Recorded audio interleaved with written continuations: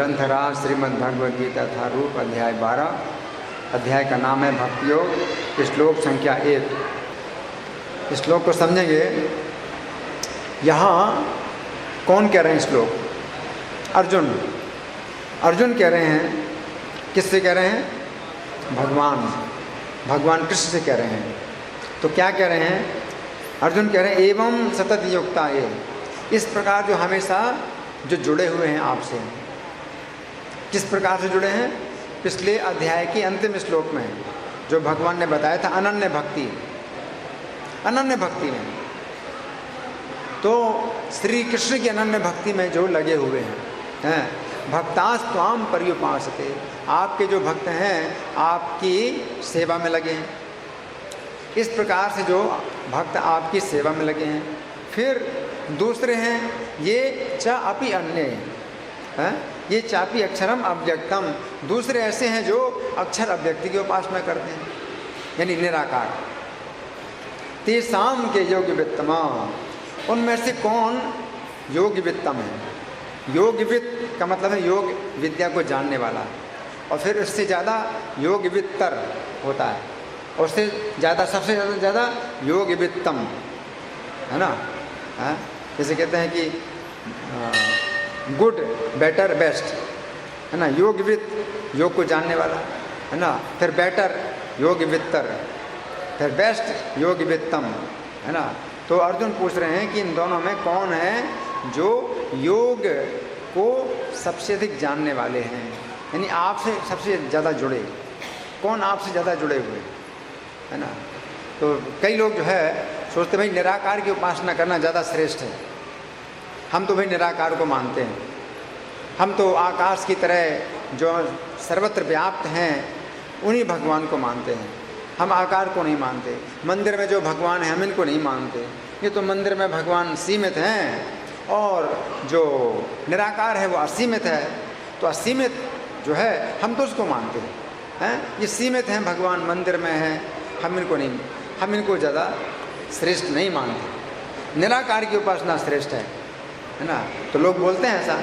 तो अर्जुन ने भगवान से ही प्रश्न किया, और भगवान से ज़्यादा और कोई प्रमाण नहीं। सबसे ज़्यादा जो प्रामाणिक जो उत्तर है वो कहाँ से प्राप्त होता है? भगवान से, श्री भगवान है ना। तो अर्जुन ने ये प्रश्न किया कि एक साकार की पूजा करते हैं, आपके नाम रूप गुण लीला इनकी चर्चा करते हैं, श्रवण कीर्तन करते हैं, पूजन करते हैं, अर्चना करते हैं, वंदना करते हैं, तो वो ज़्यादा श्रेष्ठ हैं या जो निराकार की उपासना करते हैं है ना। निराकार की उपासना करते हैं, ध्यान करते हैं, ज्योति का ध्यान करते हैं, प्रकाश का ध्यान करते हैं, या शून्य का ध्यान करते हैं है ना। तो कौन ज़्यादा श्रेष्ठ है ना। तो ये प्रश्न है हमेशा चला आ रहा है। एक निराकारवादी हैं, दूसरे साकारवादी हैं। तो साकारवादी कहते हैं कि साकार भगवान श्रेष्ठ है, निराकारवादी कहते हैं निराकार श्रेष्ठ है ना। तो सबके अपने अपने पक्ष हैं। तो अर्जुन ने जो प्रश्न किया ये बहुत ही उपयोगी है ना। अब हम सुनेंगे प्रभुपाद तात्पर्य में क्या लिखते हैं। श्रील प्रभुपाद की जय। अब तक कृष्ण साकार निराकार एवं सर्वव्यापकत्व को समझा चुके हैं और सभी प्रकार के भक्तों और योगियों का भी वर्णन कर चुके हैं। सामान्यतः अध्यात्मवादियों को दो श्रेणियों में विभाजित किया जा सकता है, निर्विशेषवादी तथा सगुणवादी ना। तो निर्विशेषवादी का मतलब निराकारवादी है ना, ईश्वर को निराकार मानते हैं, और सगुणवादी का मतलब साकारवादी है ना, भगवान को साकार मानते हैं है ना। तो प्रभुपाद लिखते हैं सगुणवादी भक्त अपनी सारी शक्ति से परमेश्वर की सेवा करता है। सगुणवादी क्या करता है? मंदिर में भगवान की पूजा करते हैं तो अपनी पूरी शक्ति उसी में लगा देते है ना। और उनकी भावना कैसी रहती है कि यही भगवान है, और यही इनमें ही अपना पूरा एकाग्रता करते हैं, अपनी पूरी एकाग्रता इन्हीं में करते हैं। इनको कैसे प्रसन्न करना है, इनको भोग लगाना है, इनकी पूजा करना है, इनको वस्त्र पहनाना है, इनका श्रृंगार करना है। तो सब प्रकार से जो है इसी में लगे है ना। तो पूरी शक्ति इसमें लगा दी उन्होंने, है ना। तो ये साकारवादी हैं। और निर्विशेषवादी भी कृष्ण की सेवा करता है, किंतु प्रत्यक्ष रूप से ना करके वो अप्रत्यक्ष निर्विशेष ब्रह्म का ध्यान करता है। तो वो भी कृष्ण की सेवा कर रहा है, लेकिन प्रत्यक्ष कृष्ण की सेवा नहीं कर रहा है। जैसे प्रत्यक्ष कृष्ण बोल रहे हैं, अर्जुन से कृष्ण प्रत्यक्ष बोल रहे हैं, तो निराकार नहीं है, साकार। अर्जुन के रथ में विराजमान है भगवान और गीता का उपदेश दे रहे हैं। और जब कृष्ण कहते हैं कि मुझ में मन को लगाओ, तो किस में मन को लगाना है, निराकार में या साकार में? साकार में। जब कृष्ण कह रहे हैं मुझ में मन को लगाओ, है ना, मन मना भव मत भक्तो, फिर मेरे भक्त बनो। तो कृष्ण बार बार अपने लिए शब्द प्रयोग कर रहे हैं, मेरे में मन लगाओ, मुझ में मन लगाओ, फिर मेरे भक्त बनो, मत याजी, मेरी पूजा करो, माम नमस्कुरु, मुझे नमस्कार करो।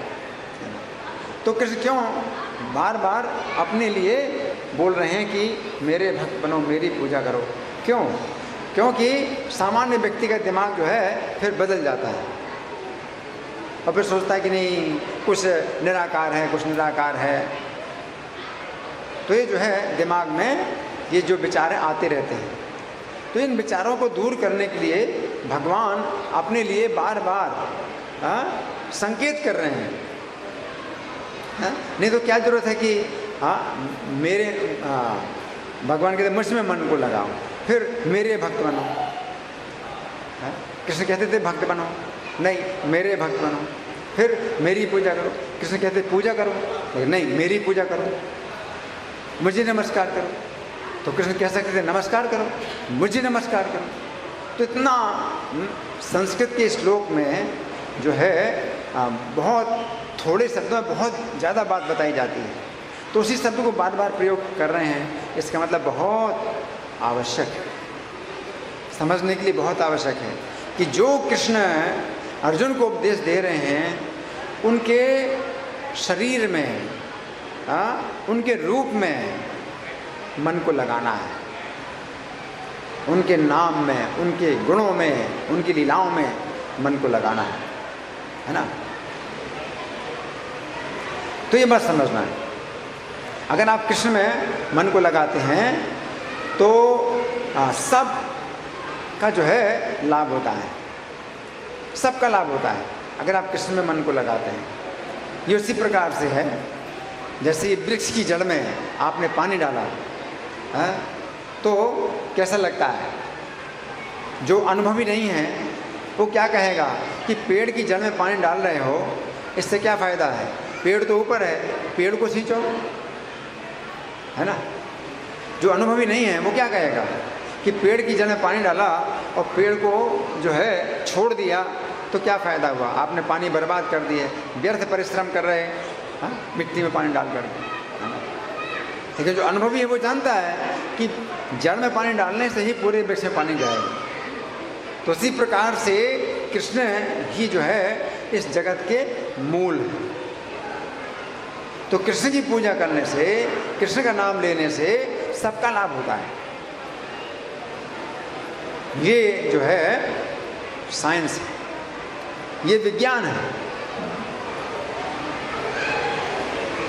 ये विज्ञान है कि पेड़ की जड़ में पानी डालना, है ना। और अज्ञान क्या है कि पेड़ की शाखाओं में पानी डालना अज्ञान है। पेड़ की अलग अलग शाखाओं में पानी डालेंगे, इतना परिश्रम करोगे, कहाँ कहाँ आप हर पत्ती में पानी डालते रहोगे, है ना, अज्ञान है। तो इसी प्रकार से भगवान जब अपने लिए कह रहे हैं कि मुझे मन को लगाओ, मेरे भक्त बनो, तो इसका मतलब क्या है कि हमें कृष्ण में मन को लगाना है ना।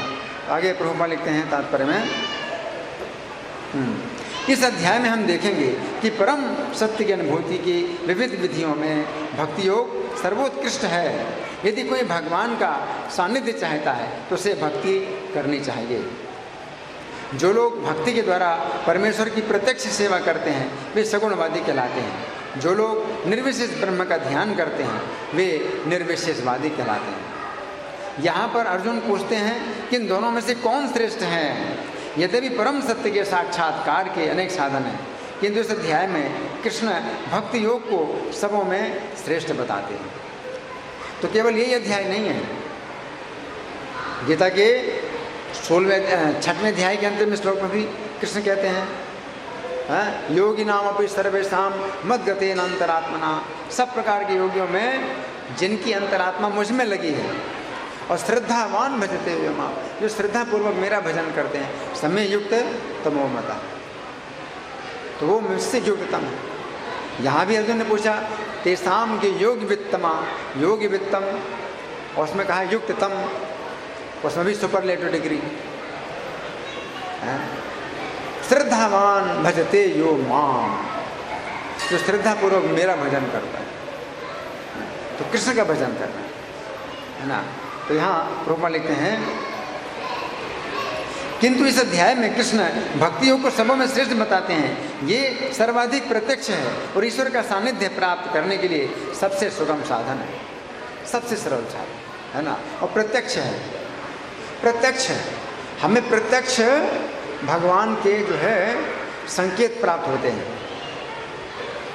अगर हम कृष्ण का गुणगान करते हैं, श्रवण करते हैं, तो प्रत्यक्ष संकेत प्राप्त होते हैं। जैसे द्रौपदी का जो है जब चीरहरण हो रहा था तो उसने कृष्ण को पुकारा था। तो किसको पुकारा था? निराकार को पुकारा था, साकार को? साकार को पुकारा था।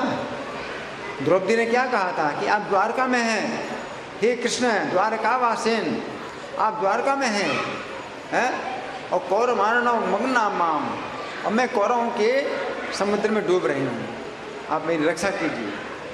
तो कृष्ण आए। तो प्रत्यक्ष है, सबने देखा, किसने नहीं देखा? द्रौपदी के वस्त्र उतारते उतारते ढेर हो गया। दुशासन जो है द्रौपदी के वस्त्रों को उतारते उतारते वस्त्रों का ढेर लग गया, और वस्त्र जो है नए नए द्रौपदी के शरीर में आ रहे हैं। इतने वस्त्र कोई हो सकता है, कोई पहन सकता है?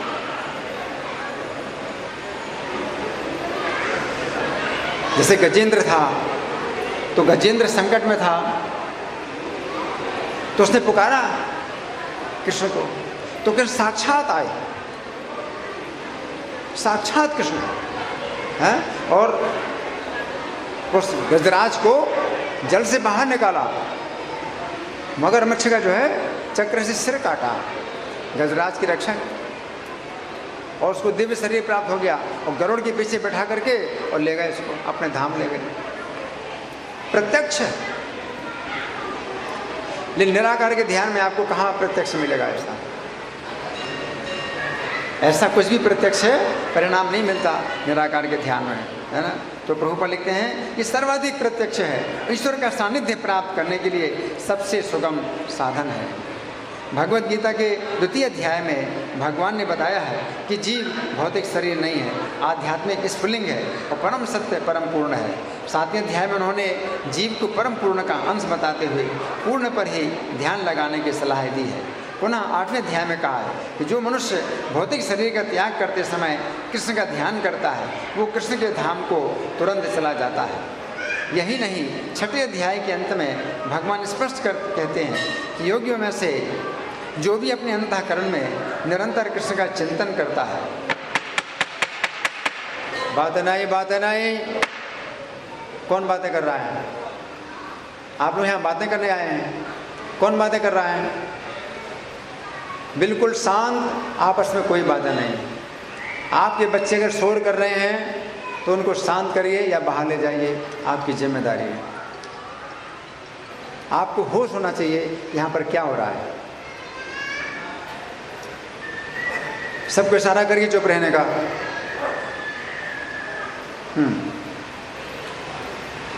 यही नहीं, 6ठे अध्याय के अंत में भगवान स्पष्ट कहते हैं कि योगियों में से जो भी अपने अंतःकरण में निरंतर कृष्ण का चिंतन करता है वही परम सिद्ध माना जाता है। कहाँ पर कहा भगवान ने? 6ठे अध्याय के अंत में। हाँ? इस प्रकार प्रायः प्रत्येक अध्याय का यही निष्कर्ष है कि मनुष्य को कृष्ण के सगुण रूप के प्रति अनुरक्त होना चाहिए, क्योंकि वही चरम आत्म साक्षात्कार है। इतने पर भी ऐसे लोग हैं जो कृष्ण के साकार रूप के प्रति अनुरक्त नहीं होते, वे दृढ़तापूर्वक विलग रहते हैं। ये क्या है? दुर्भाग्य, दुर्भाग्य है। भगवान कितने सुंदर हैं, दर्शनीय तमम। भगवान का जो रूप है दर्शनीय से ज़्यादा दर्शनीय। दर्शनीय का मतलब जो देखना चाहिए। ये देखने के लिए भगवान का जो रूप है ये देखने के लिए। आँखों का सबसे बड़ा जो लाभ है वो ये है। और आँखें आपको मिली और भगवान का रूप नहीं देखा तो आँखें फिर क्या हैं? आँखें क्या है? मोर पंख की आँखें। मोर पंख की आँखें क्या है? शोभा के लिए होती हैं। आपकी 2 आँखें लगी हैं चेहरे की शोभा बढ़ाने के लिए बस, और कोई लाभ नहीं। मोर पंख की आँखें हैं। अगर भगवान का नहीं दर्शन किया इन आँखों से तो आँखें बेकार है। आँखें होना बेकार है। आँखों का सबसे बड़ा लाभ है। और कितने दुर्भाग्य है, कितना दुर्भाग्य है कि भगवान के ऐसे सुंदर रूप का लोग दर्शन नहीं करते। निराकार में क्या सुख मिलेगा, है ना? तो यहाँ प्रभुपाद लिखते हैं, इतने पर भी ऐसे लोग हैं जो कृष्ण के साकार रूप के प्रति अनुरक्त नहीं होते, वे दृढ़तापूर्वक विलग रहते हैं। यहाँ तक कि भगवत गीता की टीका करते हुए भी वे अन्य लोगों को कृष्ण से हटाना चाहते हैं। गीता की ऐसी टीकाएँ भी हैं। अभी गीता जो यथारूप है इसको पढ़ कर के लोग भक्त बन रहे हैं कृष्ण के। जो दूसरी गीताएँ हैं उनको पढ़ कर के लोग भक्त नहीं बन रहे हैं, बल्कि क्या हो रहे हैं? भगवान से दूर हो रहे हैं। तो गीता में भगवान ने जो संदेश दिया है वो अपनी टीकाएं ऐसे लिखते हैं कि उस संदेश को उल्टा कर देते हैं। उल्टा संदेश को उल्टा कर देते हैं, है ना? तो यहाँ प्रभुपाद लिखते हैं, और उनकी सारी भक्ति निर्विशेष ब्रह्म ज्योति की ओर मोड़ते हैं। वे परम सत्य के उस निराकार रूप का ही ध्यान करना श्रेष्ठ मानते हैं जो इंद्रियों की पहुँच के परे है तथा अप्रकट है। इस तरह सचमुच में अध्यात्मवादियों की 2 श्रेणियां हैं। अब अर्जुन ये निश्चित कर लेना चाहते हैं कि कौन सी विधि सुगम है और इन दोनों श्रेणियों में से कौन सर्वाधिक पूर्ण है। दूसरे शब्दों में वे अपनी स्थिति स्पष्ट कर लेना चाहते हैं, क्योंकि वे श्री कृष्ण के सगुण रूप के प्रति अनुरक्त हैं। अर्जुन क्या चाहते हैं? हमेशा कृष्ण के साथ रहना चाहते हैं। अर्जुन की एक आसक्ति है, अर्जुन की आसक्ति है कि कृष्ण है हमेशा मिलें, कृष्ण की हमेशा संगति हो। अर्जुन की आसक्ति है। तो अर्जुन को संदेह हो रहा है कि मैं कृष्ण के प्रति इतना जो आसक्त हूँ, उनको अपना मित्र मानता हूँ, तो मेरी स्थिति कैसी है? मैं क्या गिरा हुआ हूँ? और जो निराकारवादी हैं वो ज़्यादा आगे बढ़े हैं। तो कृष्ण से ही पूछ रहे हैं कि आपकी नज़रों में कौन ज़्यादा श्रेष्ठ है ना? वो निराकार ब्रह्म के प्रति आसक्त नहीं है। अर्जुन की आसक्ति निराकार ब्रह्म में नहीं होती। अर्जुन को जो है बड़ा अजीब लगता है। अगर निराकार की बात करो तो भक्तों को बड़ा अजीब लगता है ना? तो वो जो है सुनना नहीं चाहते निराकार, है निराकार को सुनना नहीं चाहते, है ना? वे जान लेना चाहते हैं कि उनकी स्थिति सुरक्षित तो है। निराकार स्वरूप चाहे इस लोक में हो चाहे भगवान के परम लोक में हो, ध्यान के लिए समस्या बना रहता है। अब निराकार में ध्यान लगाएं, आप बैठ जाएं और निराकार का ध्यान करें तो कितना मन लगेगा? नहीं लगेगा मन, है ना? वास्तव में कोई भी परम सत्य के निराकार रूप का ठीक से चिंतन नहीं कर सकता। अतः अर्जुन कहना चाहते हैं कि इस तरह से समय गंवाने से क्या लाभ है ना? तो टाइम खराब क्यों करें? निराकार का ध्यान करके अपना टाइम क्यों खराब करें? अगर भगवान साक्षात हमारे सामने हैं, दर्शन दे रहे हैं, है ना, कंदर्प कोटि कमनीय विशेष शोभम, करोड़ों कामदेवों से भी ज़्यादा कमनीय इनकी विशेष शोभा है। करोड़ों कामदेवों से ज़्यादा सुंदर भगवान, उनको छोड़ करके निराकार की उपासना करना क्या है, दुर्भाग्य है। अर्जुन को 11वें अध्याय में अनुभव हो चुका है कि कृष्ण के साकार रूप के प्रति आसक्त होना श्रेष्ठ है, क्योंकि इस तरह वो एक ही समय अन्य सारे रूपों को समझ सकते हैं और कृष्ण के प्रति उनके प्रेम में किसी प्रकार का व्यवधान नहीं पड़ता। अतः अर्जुन द्वारा कृष्ण से इस महत्वपूर्ण प्रश्न के पूछे जाने से परम सत्य के निराकार तथा साकार स्वरूपों का अंतर स्पष्ट हो जाएगा। तो ये जो है अध्याय का पहला श्लोक है और ये प्रश्न जो है हर व्यक्ति के दिमाग में रहता है और हर व्यक्ति अपने आप कोई निष्कर्ष निकाल लेता है। कोई इस पक्ष में होता है, कोई उस पक्ष में होता है, कोई निराकार का पक्ष लेता है, कोई साकार का पक्ष लेता है ना। तो सबसे अच्छा क्या है कि कृष्ण से ही पूछा जाए, क्योंकि कृष्ण से बढ़े और अधिकारी कोई नहीं है ना। क्योंकि कोई भी विषय होता है तो आप उस विषय के अधिकारी के पास जाइए, आप उससे पूछेंगे तो वो जो है आप सबसे अच्छा बताएगा, है ना। तो ये भगवत गीता इसलिए बहुत उपयोगी ग्रंथ है, क्योंकि इसमें ऐसे ऐसे प्रश्न पूछे गए हैं जो कि अपने दिल के अंदर घुसे हुए हैं। अपने दिल की गहराई में जो प्रश्न घुसे हैं और हम सोचते नहीं हैं, या सोचते हैं तो बोलते नहीं हैं। अगर बोलते हैं तो आधा बोलते हैं, आधा नहीं बोलते हैं। अर्जुन ने जो बोला वो मतलब हमारा ही प्रश्न है और वो सीधे भगवान से बोलते हैं। तो ये लाभ है, भगवत गीता का ये लाभ है, क्योंकि अर्जुन भगवान के इतने निकट हैं कि वे ऐसी बातें पूछ सकते हैं। हम सोचेंगे क्यों पूछें, कैसे पूछें, क्या पूछें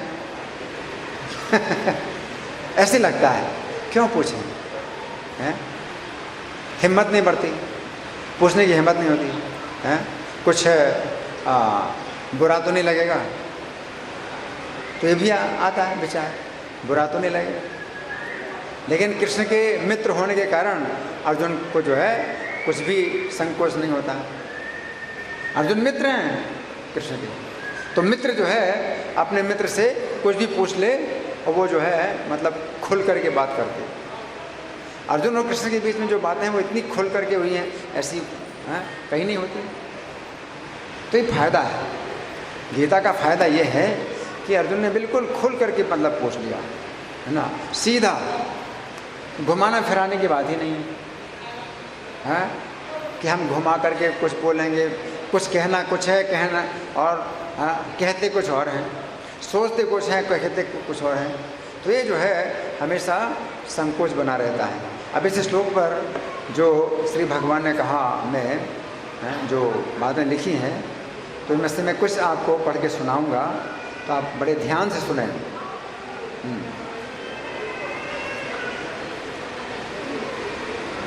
पिछले अध्याय के अंतिम श्लोक में श्री कृष्ण ने अपने विषय में 4 बातें कही थी कि जो मेरा कर्म करने वाला है, अर्थात श्री कृष्ण का कर्म करने वाला है, जो मेरे परायण है अर्थात श्री कृष्ण के परायण है, तथा जो मेरा भक्त है अर्थात श्री कृष्ण का भक्त है, वो मेरे धाम में आता है अर्थात श्री कृष्ण के धाम में जाता है।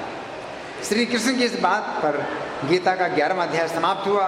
उस समय अर्जुन सोचने लगे, श्री कृष्ण ने जो बातें बताई हैं ये बातें तो मुझे अत्यंत प्रिय हैं, मेरे सभी भाइयों को भी प्रिय हैं, परंतु अनेक ब्राह्मण ऐसे भी हैं जो अत्यंत तपस्वी हैं, परंतु श्री कृष्ण के विषय में ऐसे निष्कर्ष नहीं निकालते। अनेक योगी तथा ध्यानी ऐसे भी हैं जो तपस्या का अभ्यास तो करते हैं, परंतु वे अपने जीवन का लक्ष्य श्री कृष्ण को नहीं बनाते हैं। अब ये बात मुझे श्री कृष्ण से ही पूछनी चाहिए कि मेरी स्थिति कैसी है।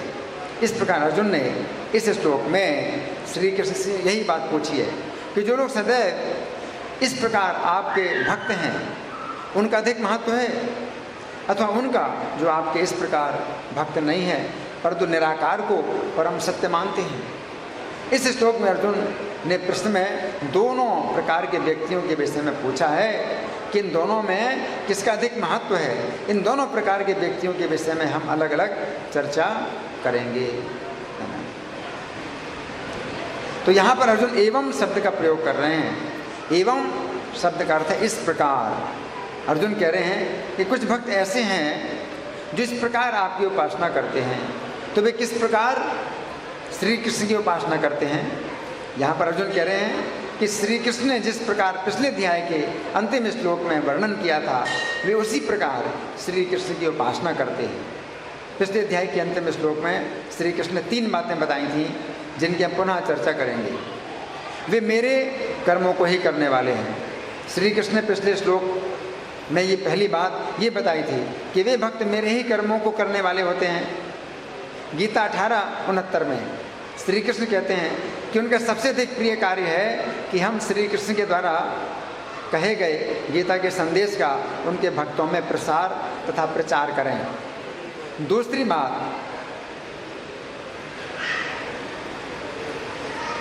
बात श्री कृष्ण ने गीता 18:70 में बताई है कि श्री कृष्ण को ये कार्य भी प्रिय है कि हम गीता के संदेश का अध्ययन करें। इस अध्ययन के द्वारा हमें श्री कृष्ण की पूजा करने का फल प्राप्त होता है। तीसरी बात श्री कृष्ण ने गीता 18:71 में बताई है कि हम गीता के विषय में जो भी प्रवचन होता है उस प्रवचन को श्रद्धापूर्वक सुने। इस कार्य से भी श्री कृष्ण प्रसन्न होते हैं। तो यहाँ पर अर्जुन कह रहे हैं कि कुछ भक्त ऐसे हैं जो श्री कृष्ण को प्रसन्न करने के लिए ही सभी कार्य करते हैं। वे ये चिंता नहीं करते हैं कि अन्य लोग प्रसन्न होंगे या नहीं प्रसन्न होंगे। श्री कृष्ण ने पिछले श्लोक में दूसरी बात ये कही थी कि वे भक्त मेरे ही परायण होते हैं। परायण शब्द का अर्थ है परम आश्रित। इसका अर्थ हुआ कि वे भक्त श्री कृष्ण के ही परम आश्रित होते हैं। तो यहाँ पर अर्जुन कह रहे हैं कि कुछ भक्त ऐसे होते हैं जो श्री कृष्ण के कर्मों को ही करते हैं तथा श्री कृष्ण के ही परम आश्रित होते हैं। जिस समय श्रील प्रभुपाद सन 1965 में अकेले अमेरिका के लिए रवाना हुए थे उस समय वे अपने किसी कार्य के लिए अमेरिका नहीं गए थे। वे श्री कृष्ण के कार्य के लिए अमेरिका गए थे। जो कहा ना मत कर्म कर मेरा कर्म करने वाला। तो प्रभुपाद अमेरिका गए थे किस लिए? अपने काम से, कृष्ण के कार्य से। वे अमेरिका में गीता में दिए हुए श्री कृष्ण के संदेश का प्रचार करने के लिए गए थे। अब इस कार्य को करने के लिए उन्होंने किसका आश्रय लिया? उन्होंने केवल श्री कृष्ण का ही आश्रय लिया, है ना। श्रील प्रभुपाद श्री कृष्ण के ही परम आश्रित हुए। जिस समय श्रील प्रभुपाद अमेरिका की भूमि पर पहुँचे उस समय उन्होंने अपनी डायरी में कुछ ऐसे शब्द लिखे जिनके द्वारा उन्होंने श्री कृष्ण का ही परम आश्रय लिया। हे श्री कृष्ण, आप इस तुच्छ प्राणी पर इतने दयालु हैं कि आपने मेरी मृत्यु से रक्षा की तथा मुझे यहाँ तक लेकर आए। जिस प्रकार आप मुझे यहाँ तक लाए हैं उसी प्रकार आप मुझसे प्रचार का भी असंभव कार्य कराएंगे। आपने मृत्यु से मुझे बचाया, असंभव। किसी को दिल के 2 दौरे पड़ गए और कोई उसकी देखभाल ना करे और 70 वर्ष की अवस्था में क्या होगा? नहीं रहेगा, है ना। तो आपने जिस प्रकार मुझे बचाया है उसी प्रकार आप मुझसे प्रचार का भी असंभव कार्य कराएंगे। यहाँ के लोग रजोगुण तथा तमोगुण में बंधे हुए हैं, अतः ये कार्य मेरे लिए असंभव है कि मैं उन्हें आपका संदेश दे सकूं। परंतु आप योगेश्वर हैं, आप सभी असंभव कार्यों को संभव बनाने वाले हैं। मैं अपनी ओर से इस कार्य को करने में पूर्णतः अयोग्य हूँ।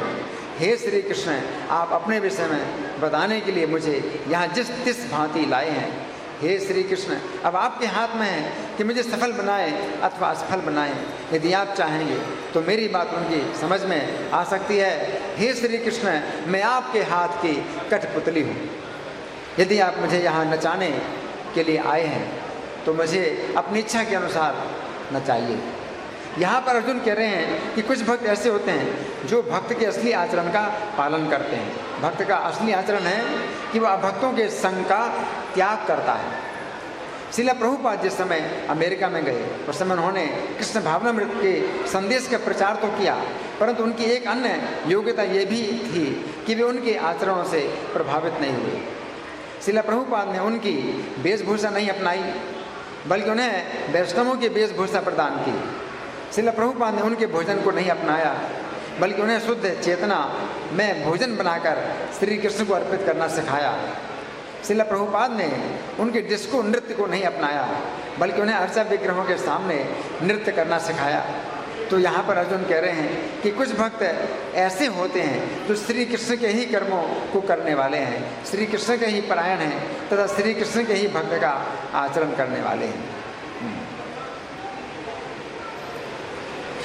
तो यहाँ पर अर्जुन कह रहे हैं कि कुछ लोग ऐसे हैं जो श्री कृष्ण के भक्त नहीं होते, परंतु अक्षर की उपासना करते हैं। अक्षर का अर्थ है ओम अक्षर। कुछ लोग ऐसे होते हैं जो श्री कृष्ण के नामों का उच्चारण नहीं करते हैं, बल्कि वे ओम इस अक्षर का ही उच्चारण करते हैं। अगर आप कहेंगे हरे कृष्णा, कहेंगे ओम हरे कृष्णा नहीं बोलेंगे, ओम, है ना। गीता 8:13 में श्री कृष्ण ने कहा है कि जो लोग ओम इस अक्षर का उच्चारण करते हुए श्री कृष्ण का भी स्मरण करते हैं वे श्री कृष्ण के धाम में जाते हैं। परंतु यहाँ पर अर्जुन ऐसे लोगों की बात कर रहे हैं जो केवल ओम अक्षर का ही उच्चारण करते हैं तथा श्री कृष्ण के रूप तथा गुणों पर कोई विचार नहीं करते। वे सोचते हैं कि परम सत्य ओम इस अक्षर की ध्वनि में ही सीमित है, जबकि वास्तविकता तो यह है कि ओम अक्षर श्री कृष्ण की निर्विशेष ध्वनि है तथा यह ओम हरे कृष्ण के अंदर शामिल है। आपने हरे कृष्ण बोला तो ओम अपने आप आ गया उसमें।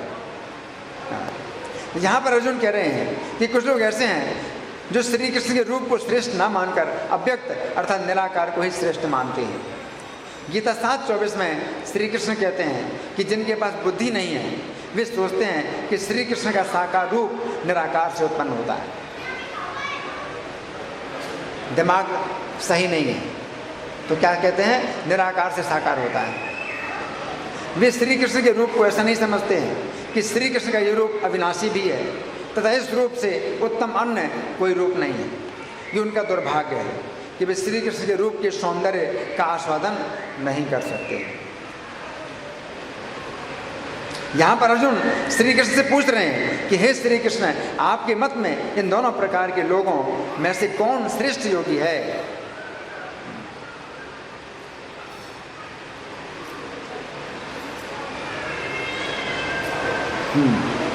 यहाँ पर अर्जुन श्री कृष्ण से पूछ रहे हैं कि निराकारवादी तथा साकारवादी इन दोनों में कौन योगवित्तम है। योगवित्तम शब्द योगवित्त शब्द का सर्वोत्कृष्ट रूप है। योगवित्त शब्द का अर्थ है योग को जानने वाला। इस प्रकार योगवित्तम शब्द का अर्थ हुआ ऐसा व्यक्ति जो योग को सबसे अधिक जानता है।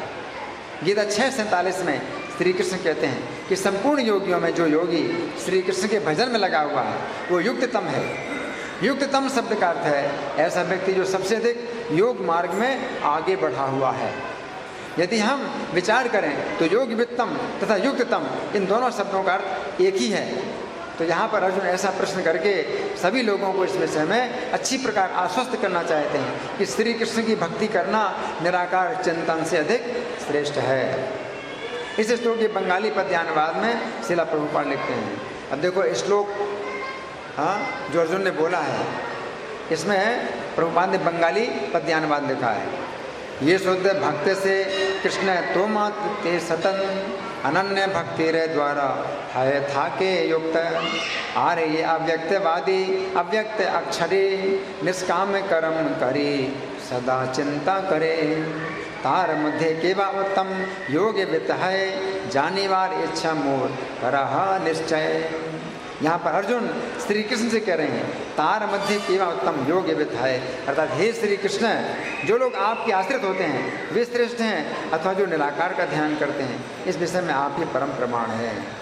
तो इस तरह से हमने इस श्लोक पर चर्चा की है। अभी हमारे पास कुछ समय है तो आप लोगों की ओर से कोई प्रश्न है या कोई चर्चा, या मैं प्रश्न करूँ? मैं प्रश्न करूँ? ठीक है, तो मैं प्रश्न कर रहा हूँ। तो अर्जुन ने भगवान से जो प्रश्न किया कि कुछ लोग तो ऐसे होते हैं जो आपके ही भक्त हैं और भक्ति में ही लगे रहते हैं, वे कुछ सोचते ही नहीं कि इनसे बढ़कर कुछ है। लेकिन दूसरे लोग ऐसे हैं, वो क्या सोचते हैं, ये भाई सीमित, हाँ, अर्चा विग्रह में ये सीमित हैं, हाँ, एक कमरे के अंदर सीमित हैं, इसमें लगे हुए हैं, तो इनका तो जो है काम जो है बहुत छोटा काम है, ये सब छोटा काम करने वाले हैं, और हम बड़ा काम करते हैं, सर्वव्यापक जो निराकार है हम उसका ध्यान करते हैं, तो क्या उत्तर है इसका? हाँ जी, माइक नहीं है, हैंड माइक। जो सारी शक्तियाँ हैं वो भगवान की हैं, तो भगवान यहाँ पे रहते हुए भी सर्वव्यापी हैं। उस कमरे में भगवान सीमित रहते हुए भी अपनी शक्तियों द्वारा सर्वव्यापी हैं, तो भक्त भगवान की सेवा करके सारी शक्तियों की सेवा कर रहे हैं। हाँ, भगवान जो है एक स्थान में रह कर के भी वो जो है अपनी शक्ति का विस्तार करते हैं, है ना। उन्होंने अपना विस्तार परमात्मा के रूप में किया है तो सब प्राणियों के हृदय में, तो भगवान जो है यहाँ पर स्थित होकर के भी अपने भक्तों के साथ लीलाएं करते हैं, लेकिन उनका जो विस्तार है वो सबके हृदय में परमात्मा के रूप में, तो वो विस्तार है। इसका उदाहरण सूर्य का उदाहरण लो, तो सूर्य एक स्थान में है और प्रकाश कितना फैल रहा है ना, तो सूर्य का प्रकाश जो फैल रहा है वो ज़्यादा श्रेष्ठ है या सूर्य श्रेष्ठ है? आप कहेंगे सूर्य तो एक स्थान में सीमित है और प्रकाश तो बहुत फैला हुआ है, तो हम प्रकाश को मानेंगे ज़्यादा श्रेष्ठ है। क्या सही है? नहीं है, सूर्य के बिना प्रकाश नहीं है, तो निराकार साकार से आता है। लेकिन कुछ लोग कहते हैं कि निराकार से साकार आता है, कुछ लोग कहते हैं निराकार से साकार आता है, तो क्या सही है? गलत है, निराकार से साकार नहीं आता, साकार से निराकार आता है। तो भगवान कृष्ण साकार हैं और उनका जो है जो प्रभाव है वो सर्वत्र व्याप्त है।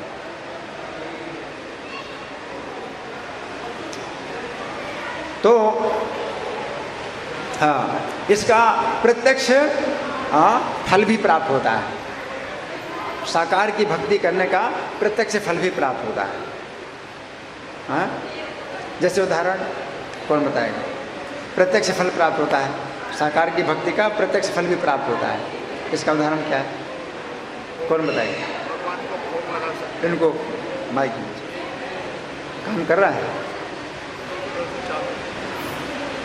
भगवान को अच्छा भोजन,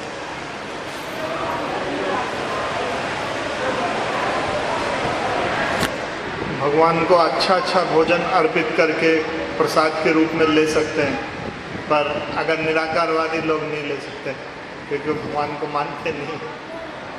और भी श्रवण करके उसका आनंद ले सकते हैं, कथाओं का कीर्तन करके आनंद ले सकते हैं। देखते भी हैं कि कितना भगवान की कथाओं को गुणगान करके लोग आनंदित होते हैं और हमेशा अवसर चाहते हैं कि हम भगवान का गुणगान करें, क्योंकि हम नहीं जानते, इसकी अनुभूति करते नहीं है, पर जो करते हैं उनसे हम पूछ सकते हैं कि भाई आपको इसमें आनंद आ रहा है कि ऐसे ही बोल रहे हैं, तो कहेंगे हमें बहुत आनंद आ रहा है। हाँ, ये हरे कृष्ण का कीर्तन इतना दिव्य है तो लोग जो है आश्चर्य करते हैं कि इन लोगों ने कैसे व्यभिचार, मांसाहार, जुआ, नशा छोड़ दिया। तो पूरी दुनिया में ये हरे कृष्ण आंदोलन जो फैल रहा है, तो कुछ लोगों के लिए तो बड़ा एक समस्या बन गया है कि भाई ये कैसे हो सकता है। जैसे रूस है, ऐसे देशों में लोग तो मानते हैं भाई शराब और मांसाहार के बिना आप स्वस्थ नहीं रह सकते। अगर आप शराब ना पिएं, मांसाहार ना करें तो आप स्वस्थ नहीं रह सकते। और जब वो देखते हैं कि हरे कृष्ण का कीर्तन कर रहे हैं, उन्होंने शराब, मांसाहार बिल्कुल छोड़ दिया है, तो उनके लिए एक बड़ी समस्या बन जाती है कैसे ये जो है और प्रसन्न भी हैं, ये प्रसन्न भी हैं, स्वस्थ भी हैं, ये कैसे हो सकता है? व्यभिचार, तो विदेशों में तो ऐसा जीवन दूषित है कि व्यभिचार के बिना रह नहीं सकते। व्यभिचार, मांसाहार, नशा। अमेरिकी सरकार ने भी आश्चर्य माना। अमेरिकी सरकार ने आश्चर्य माना कि हरे कृष्ण आंदोलन के संपर्क में जो आए उन्होंने नशा छोड़ दिया। ये कैसे हो सकता है? अमेरिकी सरकार ने करोड़ों डॉलर खर्चा किए और नशा नहीं छुड़ा पाई। प्रत्यक्ष। जब रथ यात्रा हुई, सबसे पहली रथ यात्रा हुई सैन फ्रांसिस्को में, तो अमेरिकी सरकार ने इतिहास में एक बड़ा पहली घटना माना कि इतने युवक सड़क में चले और तोड़ फोड़ में हुई। तो उन्होंने जो है अमेरिका में इसको जो है इस सबसे पहली ऐतिहासिक घटना मानी कि क्या ऐसा भी हो सकता है। अमेरिकी सरकार नहीं समझ पाई कि असली लाभ क्या है हरे कृष्ण का।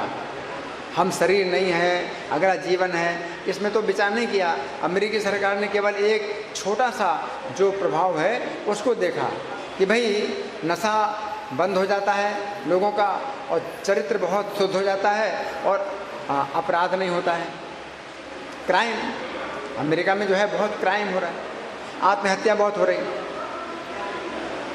तो आत्महत्या को नहीं रोक पा रहे, लोग आत्महत्या कर रहे हैं, अपराध कर रहे हैं, व्यभिचार कर रहे हैं और बलात्कार कर रहे हैं।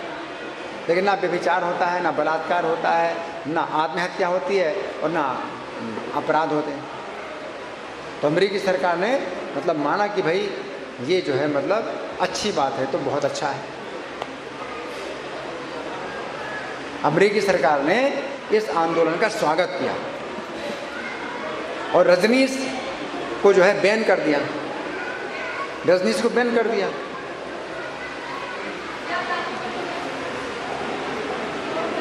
रजनीश का बहुत प्रभाव था, है?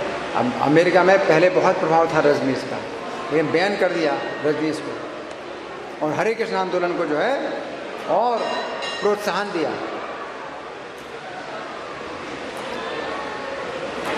हाँ जी, रजनीश की फिलॉसफी यही थी कि आप जितना अधिक भोग करते हैं आप भोग करें और उसी से आप जो है फिर आपको शांति प्राप्त हो जाएगी। भोग संभोग से मोक्ष तक, तो भोग करो। तो गीता में तो भगवान ने बताया है कि काम शत्रु जो है अग्नि के समान है, जितना आप इसको देंगे ईंधन और बढ़ेगी अग्नि, तो शांत थोड़ी होगी। तो वो गलत सिद्धांत है कि आप जितना भोग करो अंत में भोग की अग्नि शांत हो जाएगी, तो शांत नहीं होगी, गलत है। तो अमेरिका ने क्या कहा कि हम लोग जो कर रहे हैं ये तो वही सिखा रहा है, ये तो गलत है, हम लोग पहले से कर रहे हैं, ये वही सिखा रहा है। तो इसमें तो और अशांति मिल रही, भोग से अशांति मिलेगी, शांति थोड़ी मिलेगी। काम अग्नि बढ़ती है, काम अग्नि में जितना आप देंगे ईंधन देंगे और अग्नि बढ़ेगी, शांत थोड़ी होगी। उसका कहना है कि वो ज़्यादा ईंधन दोगे तो शांत हो जाएगी, गलत सिद्धांत। फ्रॉम सेक्स टू साल्वेशन, अंग्रेजी में किताब है फ्रॉम सेक्स टू साल्वेशन, संभोग से मोक्ष तक। तो उसको जो है कोई अपनी इंद्रियों को बस में ना करो, इंद्रियों को खुला छोड़ दो, तो हो ही रहा है। और उससे कहाँ जा रहे हैं, सब नरक में जा रहे हैं। तो नरक का रास्ता, तो जो नरक का रास्ता है वो जो है वो बता रहा है कि इससे मुक्ति मिल जाएगी। जा रहे नरक में और कह रहे हमें मुक्ति मिल गई, अज्ञान है। तो प्रभुपाद ने जो कुछ बताया, हमारे जो शास्त्रों में बताया गया है और हमारे आचार्यों ने जो बताया है, हमारी गुरु परंपरा में जो बताई गई, वो सब बातें बताई। तो प्रभुपाद कहते हैं मैंने अपना कुछ नहीं बताया, लेकिन वो जो आचार्य हैं अपना बताते हैं, कहते हैं हम अपना बताते हैं तो ज़्यादा हमारा महत्व बढ़ेगा। तो कोई व्यक्ति जो है मतलब परंपरा नहीं मानना चाहता। अगर हम परंपरा कहेंगे तो फिर हमारा क्या गुण रहा? प्रभुपाद ने अपना कोई गुण नहीं माना। प्रभुपाद ने कहा कि ये तो परंपरा से आया है, मैं तो वही दोहरा रहा हूँ, मेरा कुछ भी अपना गुण नहीं। और उससे जो है लोग भक्त बने।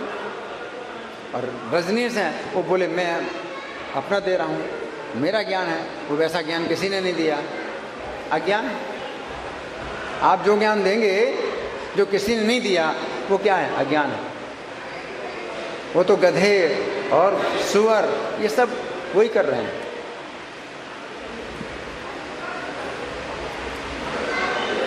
पशु वही कर रहे हैं। तुम पशु जो है हाँ बना रहे सबको, और जो है कह रहे हो कि तुम बहुत बड़ा ज्ञान दे रहे हैं। नरक में तुम भेज रहे हो सबको, नरक का रास्ता दिखा रहे हो और उसको ज्ञान बता रहे हो। तो इसलिए हमें जो है मतलब ऐसे आचार्य नहीं बनना है कि भाई मैं जो है अपना ज्ञान दे रहा हूँ, मेरा अपना ज्ञान है। ऐसे आचार्य नहीं बनना। परंपरा, मेरा अपना कुछ भी नहीं है। परंपरा हमारे गुरु परंपरा में आई, उसी को दोहरा रहा हूँ मैं, मेरा अपना कुछ नहीं। तो इस तरह से लोग जो है कृष्ण के भक्त बनते हैं। प्रभुपाद कहते हैं कि मेरी अपनी कोई बात ही नहीं है, कृष्ण की बात है। मैंने अपना कुछ नहीं जोड़ा है, तो मेरा गुण है यही है कि मैंने कुछ जोड़ा नहीं, मैंने कुछ घटाया नहीं, मैंने कुछ जोड़ा नहीं, मैंने वही दोहराया जो कृष्ण ने कहा और चैतन्य ने कहा और उनके बाद जो परंपरा के आचार्य हैं उन्होंने कहा। मैंने ये कहा, मेरा कुछ गुण नहीं। गुरु बनने में कुछ भी कठिनाई नहीं है, बस उसी को दोहराना है। बस सब बना बनाया है, उसी को ही बोलना है, उसी को ही सुनना, उसी को सुनाना, बस सरल। और कोई कहता हाँ मैंने अपनी तपस्या से ज्ञान प्राप्त किया है, मैंने अपने ध्यान से ज्ञान प्राप्त किया है, सब अज्ञान है। ये तपस्या से और ध्यान से प्राप्त होने वाला नहीं, जो परंपरा से प्राप्त होता है। भगवान ने कहा है कोई नहीं जान सकता है, ना हम वेदेर न तपसा न दान न चेतिया। तपस्या से कोई मुझे नहीं जान सकता, मुझे कोई नहीं देख सकता, तो आप कितनी तपस्या कर लो, कृष्ण को नहीं जान सकते। ये भक्ति के द्वारा जान सकते हैं। और भक्ति का मतलब है सुनना। जो हमारे परंपरा के आचार्य हैं उन्होंने जो बताया है हम उसी को मानते हैं, शास्त्र को मानते हैं, आचार्यों को मानते हैं, साधुओं को मानते हैं। तो हम भक्ति के द्वारा कृष्ण को जान सकते हैं, है ना। धन्यवाद।